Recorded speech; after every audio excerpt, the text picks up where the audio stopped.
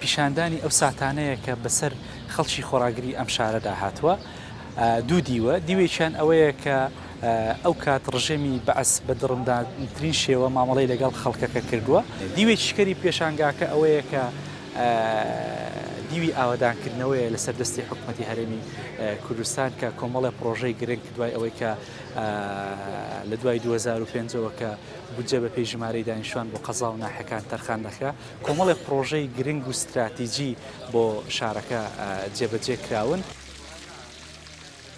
وێنەکان وەڵا کۆمەڵە یادگاری زۆر زۆر ناخۆش یعنی من هاتمەوە لە سەڵجارێک ڕووم لە بازیانکە وەم زانی چوومە سەرانگوێلجێک کە هەموو ماڵەکان بەدار و بەرد و شت لەوێ گوازرا بۆ لەوێ ڕۆکرا بوو لە ناو دەرماڵ و شتی خەڵکدا ئەنی کارەساتیش زۆر ناخۆش بیر من دێنێتەوە.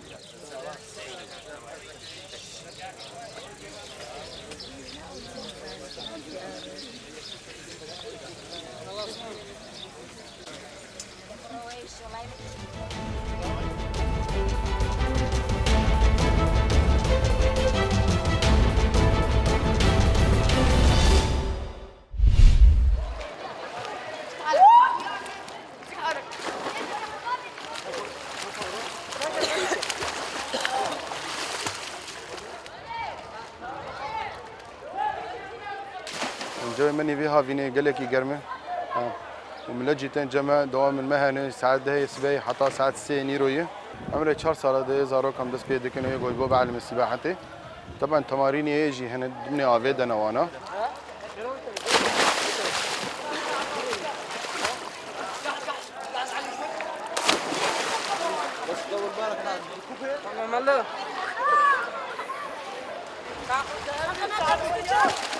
هم سوي سيدر باتين هم امتين خوهي نقدكن هم شباب دقين هذ كهربال با ما قضبه امتين مسبه حتى وقت هنيك بهم كشفت قرن مالي خو وقت هنيك بلان فيدا قال كي قرم درجه حرارتي قال كي بلنده قرم فيدا هم امتين شفرت سبحن ودوانسن وخوهي نقدكن وهم شباب قال لك دقين هذ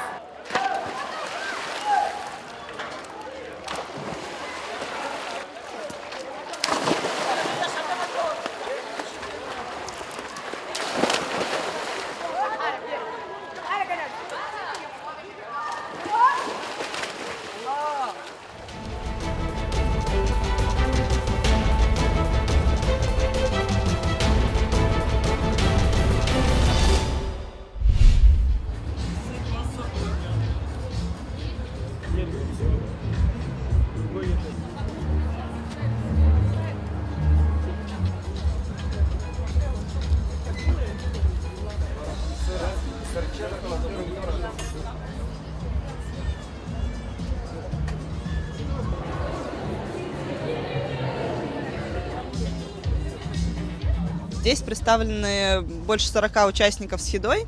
Кто-то готовит еду прямо на месте, как стритфуд, кто-то в разделе бакалеи стоит. Все это предприниматели, которые хотят открыть свое кафе, начать свое дело. И здесь такой формат «Открой кафе на 2 дня».